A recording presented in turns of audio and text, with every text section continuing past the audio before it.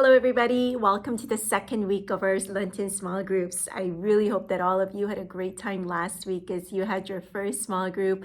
I heard great things about it from some of you, and keep those stories coming. I love hearing about how great your small groups are going, or if your small groups are having any kind of problems or issues, I'd love to be part of resolving that as well. And so thank you so much for all of you who participate, all of you who host, and all of you who facilitate. You are making this ministry happen. And I just want you to know that we belong together and we are better together. And this is about building up community, God's community, so that we can all be church together. And guess what we're going to be talking about this week? We continue with our Lenten sermon series, What He Saw. And this week, we're going to be talking about the temple. That's right. What He Saw is a sermon series talking about what Jesus sees as He looks out from the cross. What does He see? Last week it was Mount Zion, and this week it is the temple. Jesus sees the temple. And our scripture reading is found from John chapter 2, verses 13 to 21. John chapter 2, verses 13 to 21. Now, the story of the cleansing of the temple is found in all four Gospels, but as always, John just has to be different. So I want to talk about two major differences that we find in the Gospel of John from the Synoptic Gospels, Matthew, Mark, and Luke. The first difference is where this story is located in the Gospels. In the Synoptic Gospels, Matthew, Mark, and Luke, the temple scene follows Jesus' entry into Jerusalem, which means it comes at the end, right before he is arrested and crucified. In fact, it's what he does at the temple that finally leads to his arrest and ultimately to his crucifixion. In the Gospel of John, the cleansing of the temple is moved to immediately after Jesus first signed the wedding at Cana. In John, since this comes in the beginning, authorities' decision to arrest and crucify him isn't based on what he does at the temple. It is actually based on his last sign. Remember in the gospel, in the Gospel of John, they're not miracles, they're signs. There's 7 signs in the Gospel of John. Well, he is arrested because of what ultimately leads to his arrest is because of the raising of Lazarus. Raising of Lazarus leads to his arrest and then ultimately to his crucifixion. So, why does John place the story of cleansing of the temple in the beginning of his gospel and not at the end like all of the other gospels do?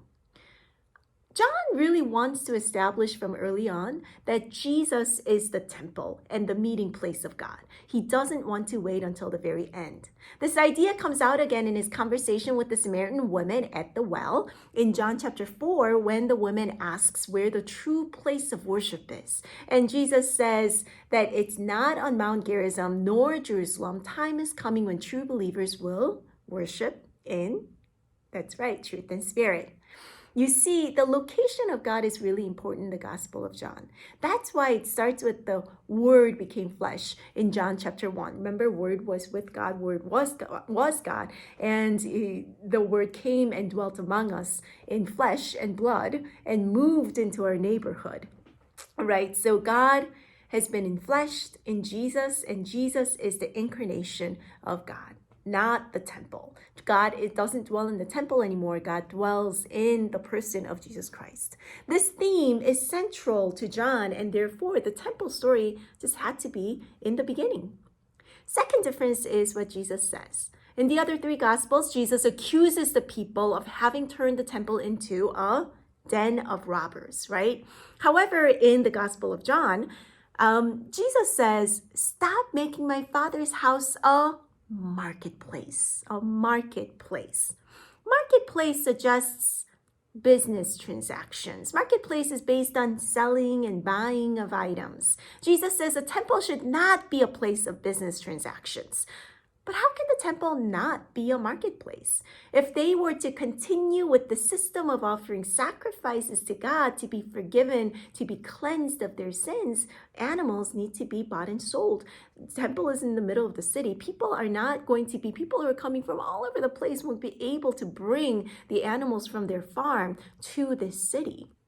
And so their system of relating to God requires the temple to be a marketplace of business transaction, of buying and selling of those sacrifices.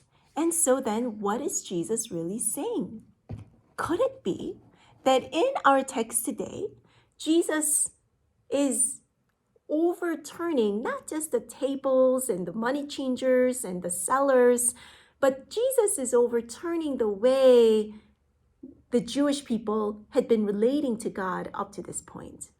Could it be that Jesus is overturning the entire system? Is Jesus saying the system has to change now that I am here? It's not the system that you should be relying on. It's the person. The person is me, the person of Jesus Christ.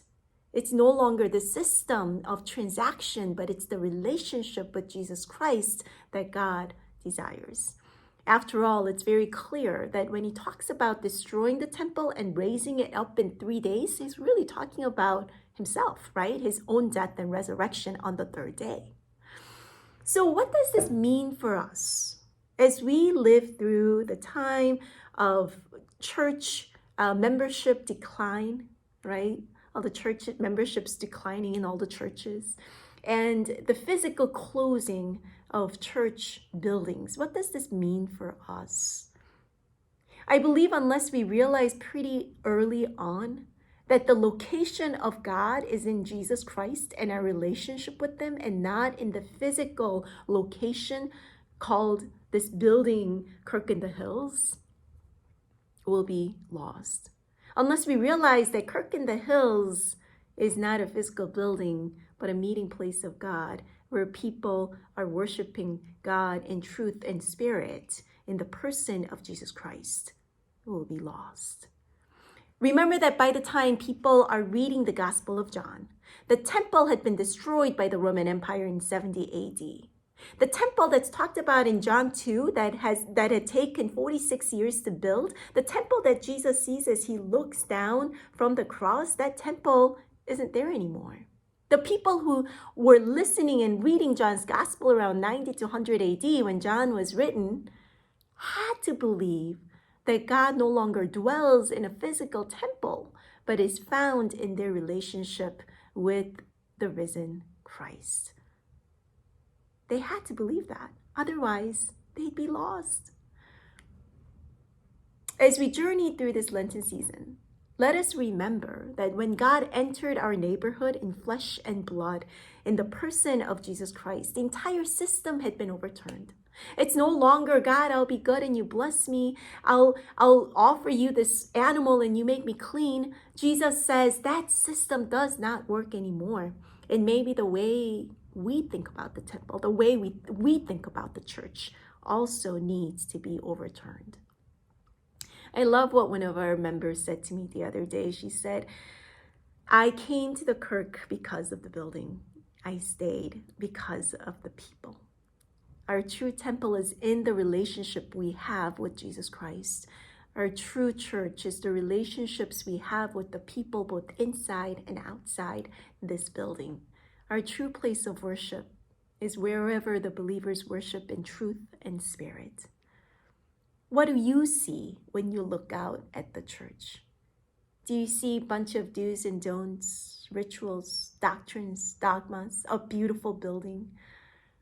I hope you will see relationships with God and others. I hope you see that as the true church as you journey through this Lenten season. Blessings on your small groups. Peace out.